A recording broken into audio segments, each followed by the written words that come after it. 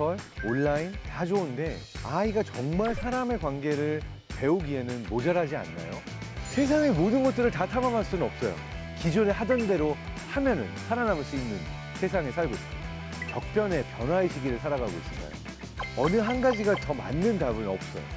어떠한 뇌를 가진 아이가 유리할까요?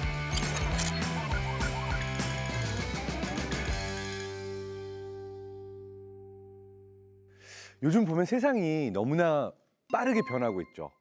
어떻게 보면 정말 세상의 판이 달라지고 있다라고도 볼 수 있을 것 같은데요. 제가 읽었던 어느 기사에서 어느 한 분이 이런 이야기를 하더라고요. 몇십 년 동안 세상이 바뀌지 않다가 몇 주 만에 몇십 년 분의 변화가 한꺼번에 일어나기도 한다.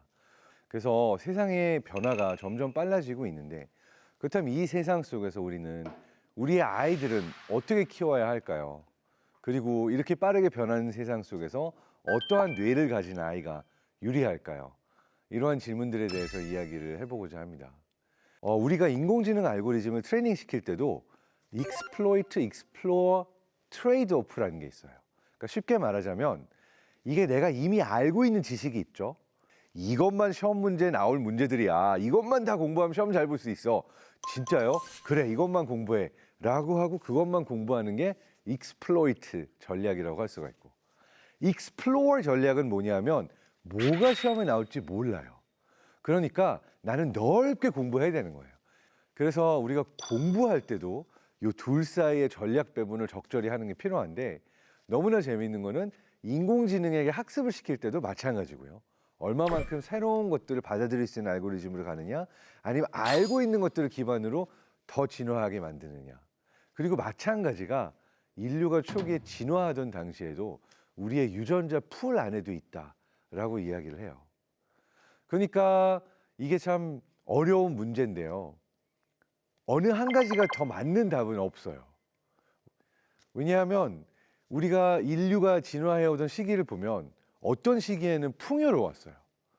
너무나 풍요로워서 우리가 알고 있는 지식들을 계속 계승해서 이렇게 해야 돼라고 어떤 룰이 생기고 전통이 생기고 문화가 생기고, 그러니까 풍요로울 때는, 늘 해오던 대로 하면은 잘 살 수 있을 때는 익스플로이터가 더 유리합니다. 근데 반면에 극변의 시기가 있었어요. 화산 폭발, 기후 변화. 그래서 기존의 농작물을 경작하는데 이게 정말 흉년이 들고 먹을 게 없고, 이때는 익스플로러, 탐험가들이 다시 새로운 대안을 찾아서 우리가 어디로 이사를 가고 새로운 장소로 이동을 하고 어떻게 해야 새롭게 살아남을 수 있는 길을 찾을 수 있을지, 이 탐험가와 익스플로러들이 인류를 살린 거죠. 그래서 보면 전반적으로 인간의 유전자 타입의 이 큰 변화들 중에서도 익스플로이터에 가까운 지인, 익스플로러에 가까운 유전자를 갖고 있는 쪽들이 있고 익스플로러에 가까운 지인들을 갖고 있는 쪽들이 있다고 합니다. 근데 전반적으로는 익스플로이터 쪽이 좀 많아요. 숫자는 조금씩 차이가 있지만 대략 4분의 3, 4분의 1 정도로 나누어서 이 익스플로이터와 익스플로러의 차이가 있다라고 얘기를 하기도 해요. 그래서 정말 풍요로웠던 시기에는 익스플로이터가 유리했지만 뭔가 극변의 시기에는 익스플로러가 훨씬 더 중요하다라고 할 수가 있는 거죠. 자, 익스플로이터, 익스플로러 이러니까 좀 생소하죠? 쉽게 이야기하면 우리 디즈니 영화 모아나 기억하실 거예요. 그 모아나 공주가 바다로 나가고 싶어 하잖아요. 근데 알고 보면 모아나의 아빠 그리고 할머니 전부 다 어느 순간 다른 섬에서 이게 건너와서 배를 타고 와가지고 정착을 한 건데, 계속 사는 동안에 풍요롭고 먹을 게 많고 이 규칙대로 잘 살고 있으니까 먼 바다로 나가지 않아도 살기 좋았던 거예요. 근데 갑자기 커다란 변화가 생기죠. 흉작이 들고 뭔가 이 섬 안에서 기존에 하던 대로 살아서는 안 될 것 같은. 그러니까 모아나가 먼 바다로 탐험을 나가죠. 그리고 이 과정에서 아빠와 딸 사이에 커다란 갈등이 생깁니다. 절대로 저 먼 바다로 나가서는 안 돼! 라고 말하는 아빠랑, 난 저 먼 바다로 나가서 탐험을 하고 그리고 뭔가 세상을 더 보고 싶다라고 하는 딸과 문제가 생기는 거죠. 자, 그래서 여기에서 정확하게 그 익스플로이터와 익스플로러의 딜레마가 드러납니다. 모든 게 풍요롭던 시기에는 익스플로이터 전략이 맞았어요. 아빠가 살던 시대에는요. 그러니까 딸한테 새로운 걸 하는 건 위험한 거야. 우리가 살던 대로 우리의 규칙을 지키면서 살아야 되지 않겠니? 얘기를 하는 거고. 근데 딸은 이 세상에 균열이 일어나고 있는 걸 보는 거예요. 문제가 생겨나고 있고 세상은 바뀌고 있어요. 그러니까 딸은 저 먼 바다로 가서 새로운 길을 찾아야 돼요. 라고 이야기를 하는 거죠. 탐험가, 익스플로러의 진을 가지고 있는 거죠. 자, 그럼 이 포인트에서 여러 부모님들께 질문을 드리고 싶어요. 지금 현재 2020년대 초 21세기를 살아가고 있는 우리는 격변의 변화의 시기를 살아가고 있을까요? 아니면 기존에 하던 대로 하면은 살아남을 수 있는 세상에 살고 있을까요? 우리는 이미 답을 알고 있을 거예요. 매일매일 변화하고 있고 세상이 점점 불안해진다고 느낄 수 있을 만큼 수없이 많은 변화를 경험하고 있는 세상에 살고 있습니다. 그럼 기존에 내가 알던 대로 변호사, 판사, 의사, 교수, 이 우리가 기존에 아이가 됐으면 좋겠다고 생각하던 멋진 직업들이 앞으로 10년, 20년, 30년 후에도 똑같은 형태로 존재하게 될까요? 아마 아닐 거라고 저는 얘기를 합니다. 그러니까 지금 세상에서는 기존에 하던 대로 잘 사는 익스플로이터보다는 새로운 세상을 탐험하고 아무도 안 하던 것들을 하기 시작하는 익스플로러, 탐험가들이 더 필요할 수 있어요. 그런데 인터넷과 디지털, 메타버스 이 시대에는 우리가 탐험하는 방식이 변했어요. 그러니까 기존에는 저 바깥에 사막에 숲속에 새로운 세상을 떠나서 정말 몸으로 탐험을 했다면 이제는 그러한 탐험을 우리가 디지털의 영역으로 들어가서 새로운 가상현실과 증강현실의 시대에 탐험을 시작했다고 할 수가 있는 거죠. 그런데요, 부모님께서는 아마 이렇게 생각하실 거예요. 디지털, 온라인 다 좋은데 뭔가 아이가 정말 사람의 관계를 배우기에는 모자라지 않나요? 이렇게 질문을 할 수 있어요. 그리고 저도 동의합니다. 왜냐하면 많은 연구들이 있어요. 인간의 뇌에게 있어서 가장 중요한 것 중에 하나가 사실은 내가 다른 사람의 뇌와 연결이 되어 있다는 느낌인데 이 느낌과 다른 사람의 뇌와 연결되는 방식은 우리가 처음부터 온라인으로 배울 수 있는 거는 아닐 수 있어요. 그러니까 누군가의 얼굴을 보고 이 사람의 얼굴이 보여주는 정보가 무엇인가, 어떠한 표정을 짓고 이 사람이 어떠한 감정을 가지고 있는가, 내가 어떤 행동을 할 때 이 사람은 어떠한 감정을 나에게 표현하는가, 이걸 맞춰가는 과정이 어떻게 보면 사회화의 과정이고 우리가 사회적인 교류, 인터액션을 배우는 그러한 시기거든요. 근데 이러한 것들을 모두 다 온라인으로 배운다? 컴퓨터 화면으로 배운다? 어려울 수 있어요. 그렇기 때문에 지식과 정보, 우리가 글로 읽고 그리고 쓰고 배우고 하는 것들은 충분히 온라인을 통해서 가능할 수 있지만 사람과 사람의 관계는 실제 사람이 옆에 있을 때 또는 뇌가 정말 옆에 있다고 믿을 수 있을 때 일어난다고도 할 수 있어요. 실제로 연구해 보면 프레젠스 이펙트라고 해서 누군가가 내 옆에 있는가 있지 않은가라고 하는 프레젠스에 따라서 이 뇌가 학습하고 기억하는 정도가 달라진다는 연구가 있습니다. 이게 워싱턴 주립대학교에 있었던 연구인데요. 이런 연구를 했어요. 미국 학생들을 대상으로 실제로 대면으로 선생님이 앞에 있을 때 제2 외국어, 그러니까 중국어를 공부하는 것과 똑같은 선생님의 똑같은 수업을 카메라로 촬영해서 옆에 방에서 온라인으로 접하는 것과 어떤 그룹이 더 제2 외국어를 잘 학습했을까? 뭐 당연한 얘기겠지만 선생님이 바로 앞에 있었던 그룹이 학습도가 더 좋았어요. 자, 근데 여기에 재밌는 일이 하나 일어납니다.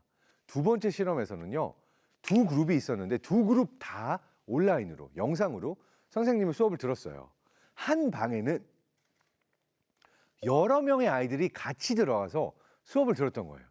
서로 얘기하거나 같이 공동으로 스터디한 게 아니에요. 똑같이 다 스크린을 보고 있었지만 혼자 방에서 스크린을 보고 있었던 아이들과 여러 명이 한 방에서 같이 스크린을 보고 있었던 방, 어느 쪽의 학습 능력이 더 좋았나, 어느 쪽의 학습도가 더 좋았나를 봤더니 서로 소통하지 않았음에도 불구하고 한 방에 여러 명이 있었던 방의 아이들이 온라인으로 학습했을 때 제2 외국어 공부를 더 잘했다라고 하는 연구가 있었던 거죠. 자, 이게 보여주는 바는 내가 손이 잡힐 수 있는 거리 안에 다른 인간이 있는 것만으로도 뇌가 다르게 반응한다라는 거를 보여주고 있는 거죠. 그때 저희 부모님은 학교 가지 마! 이러면서 저를 홈스쿨링을 시켰어요. 저를 두고 실험을 하죠. 학교에 가지 않고 혼자서 집에서 공부를 잘할 수 있을까?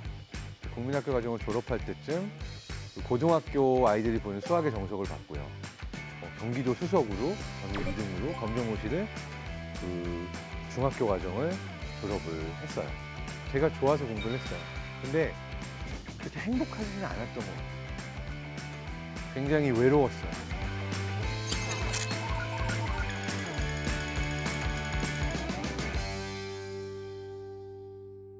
제가 왜 이렇게 뇌와 뇌의 연결을 강조하나 돌이켜 본 적이 있습니다.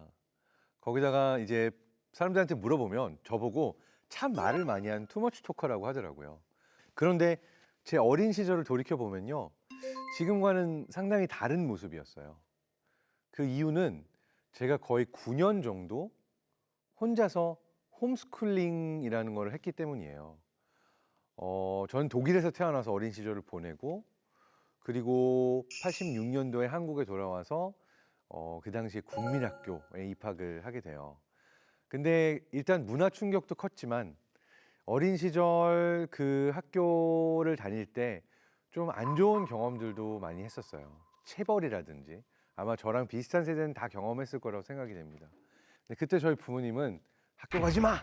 이러면서 저를 홈스쿨링을 시켰어요. 부모님은 아동심리학, 교육학 쪽의 서적들을 독일어에서 한국어로 번역한 일을 하고 계셨고 이쪽을 공부하셨고 아버님은 청소년 사회학, 사회심리학 전공하신 사회학자셨습니다. 그래서 저를 두고 실험을 하죠. 학교에 가지 않고 혼자서 집에서 공부를 잘할 수 있을까? 공부는 제법 했던 것 같습니다. 초등학교 과정, 그러니까 국민학교 과정을 졸업할 때쯤 그 고등학교 아이들이 보는 수학의 정석을 봤고요.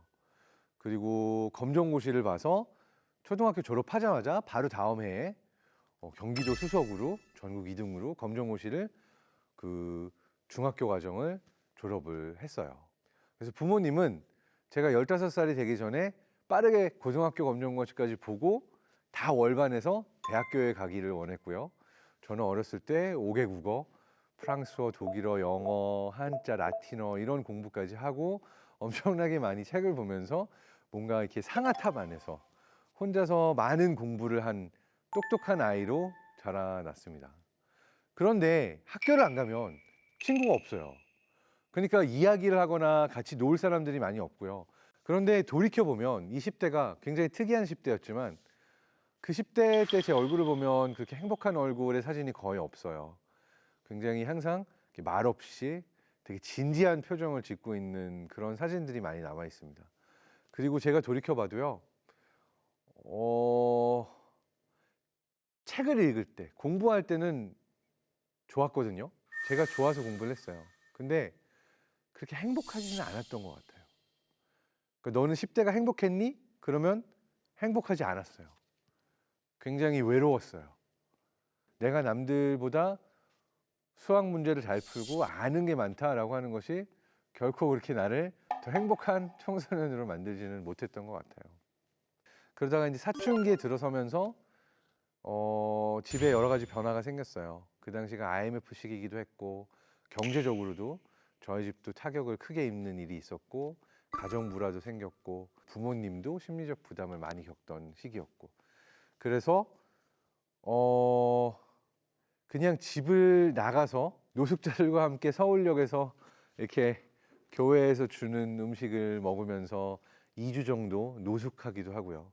이러한 좀 방황의 시기를 많이 겪기도 했었어요.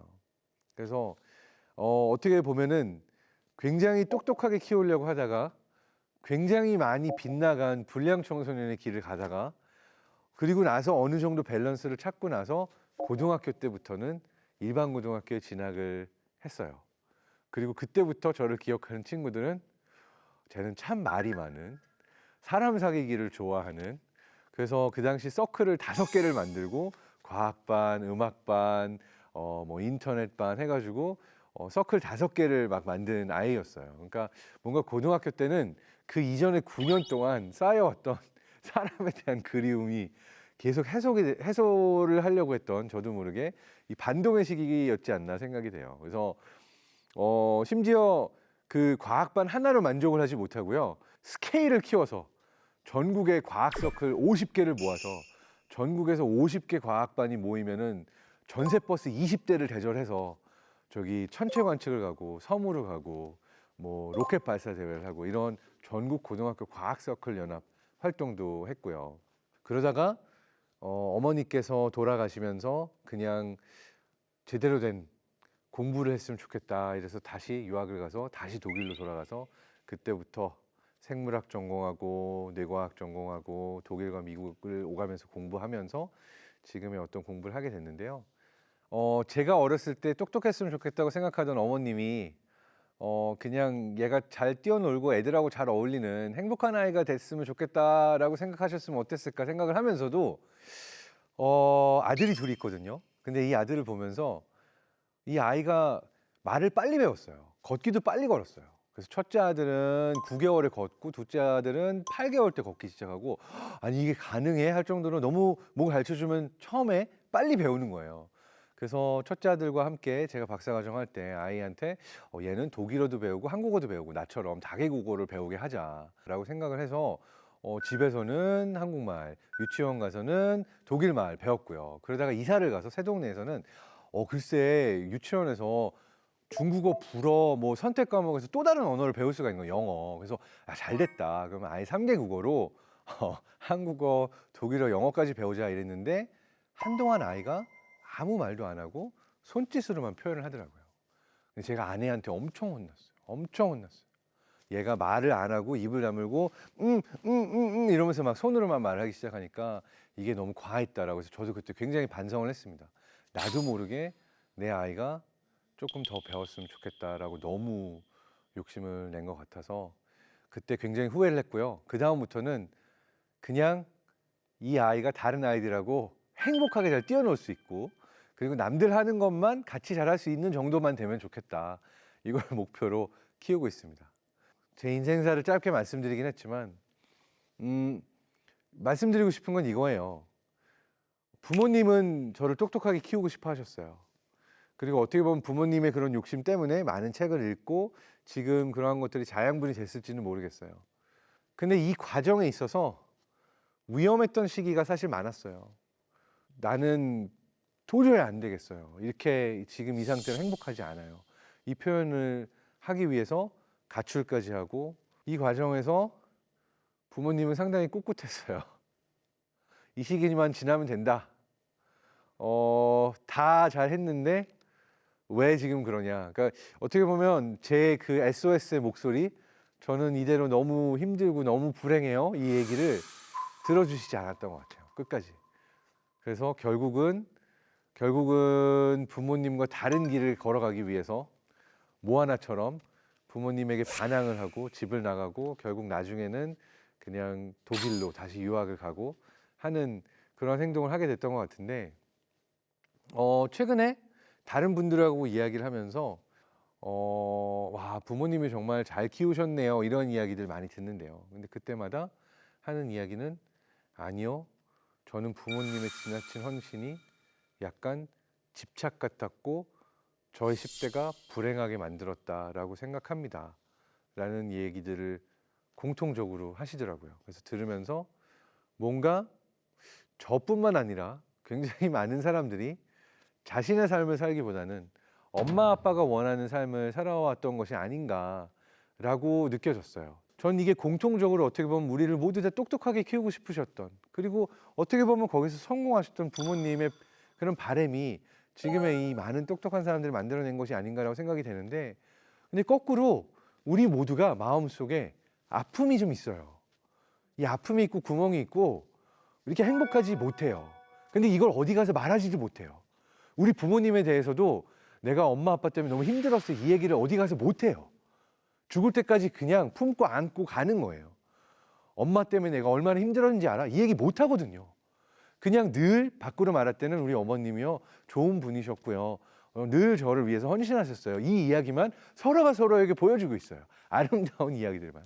근데 저는 그냥 진짜 솔직하게 말씀드리면 저를 돌아봐도 과연 그럴까? 우리가 엄마 아빠와 좋은 기억만 있을까? 말하지 못하는 말하지 못하는 그 기억들은 얼마나 많이 안고 살까 이런 생각을 하거든요. 그런데요, 과학적으로 하버드 대학교의 마틴 타이셔트 교수님은 하버드 의대에서 이런 실험을 했어요. 엄마 아빠한테 verbal abuse, 어려서부터 늘 말로 상처를 받았던 아이의 뇌를 연구를 했어요. 말로 상처 주고 너 같은 거 갖다 버려서 싸.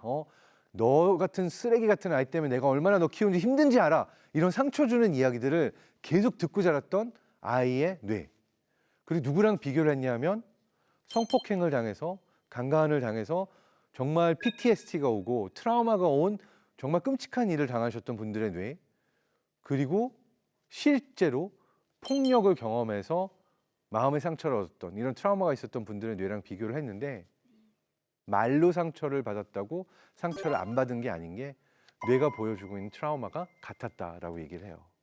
그래서 누군가에게 긴 시간에 걸쳐서 상처 주는 말을 하고 나랑 가깝다고 생각하고 정말 그렇게 해도 된다고 생각해서 가족이라고 생각해서 편하게 이야기를 하는 것이 나의 어떠한 바램을 투사하고 그러면서 상처 주는 말을 지속했던 것이 나중 가서 그 사람의 뇌 안에서는 우리가 실험으로 볼 수 있을 만큼 상처로 남아 있었다라고 하는 얘기인 거죠.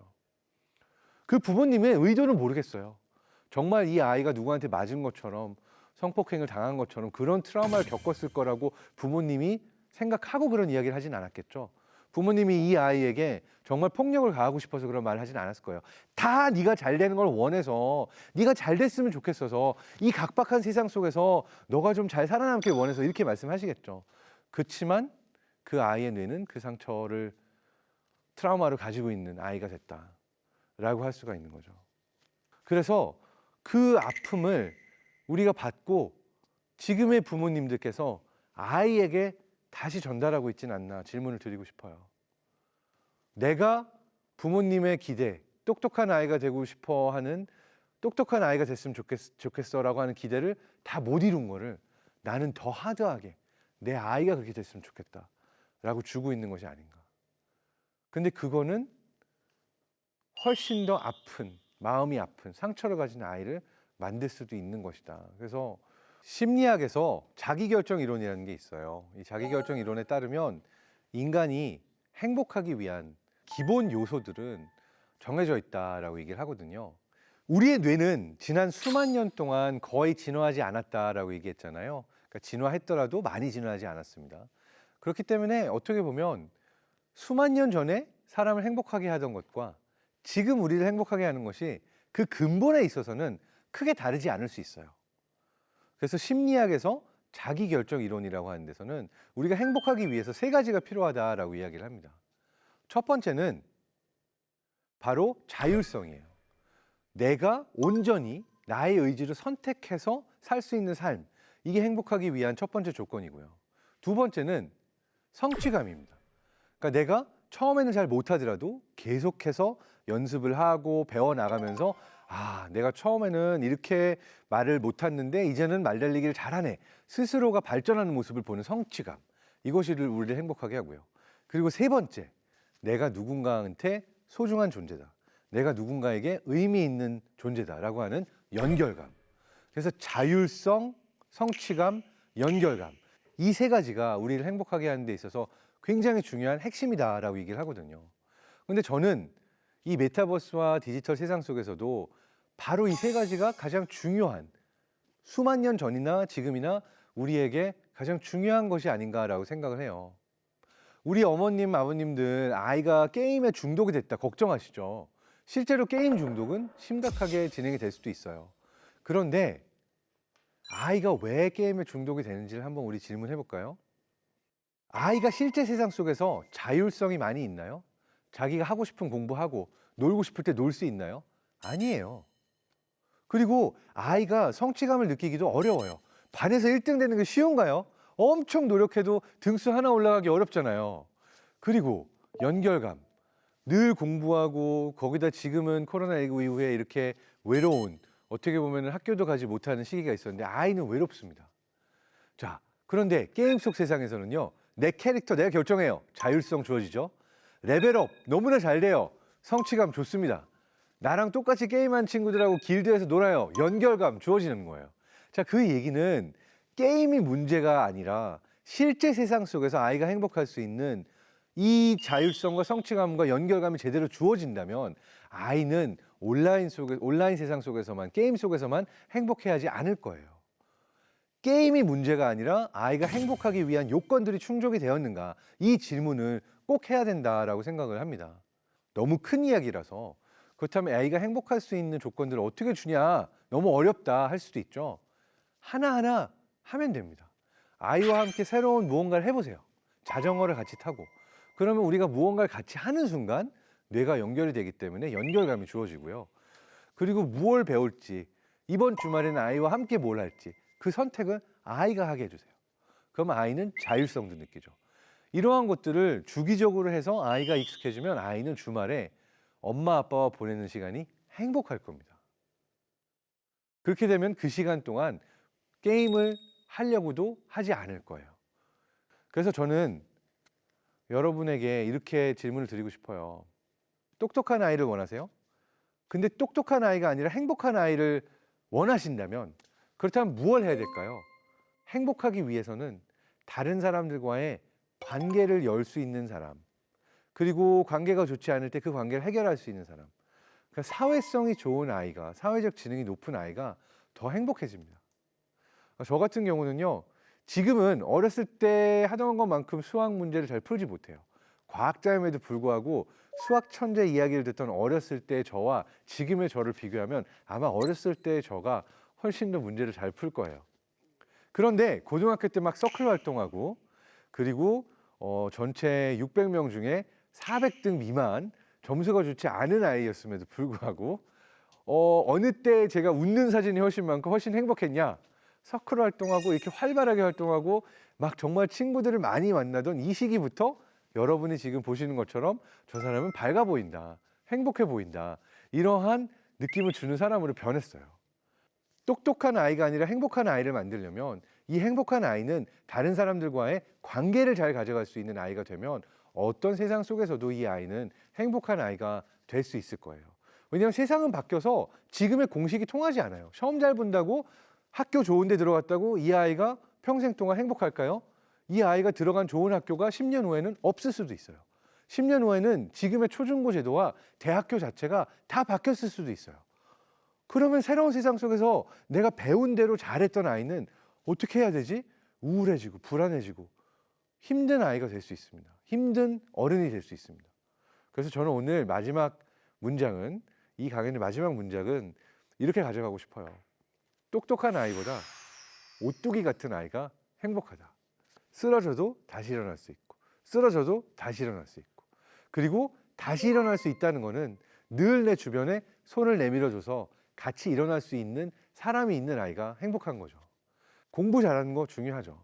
그렇지만 누군가와 공부를 함께 잘할 수 있고, 내가 모르는 게 있어도 물어볼 수 있고, 그리고 모르는 거를 누군가에게 가르쳐 줄 수 있는 아이가 된다면 그 똑똑함이야말로 오뚜기 같은 똑똑함, 그리고 우리가 혼자 행복한 것이 아니라 함께 행복할 수 있는 그런 똑똑함이라고 생각을 합니다. 우리가 함께 이 디지털 세상을, 메타버스를 같이 개척해 나갈 수 있는, 함께 행복할 수 있는 우리가 되기를 기원합니다. 여러분 모두 건강하고 행복하세요.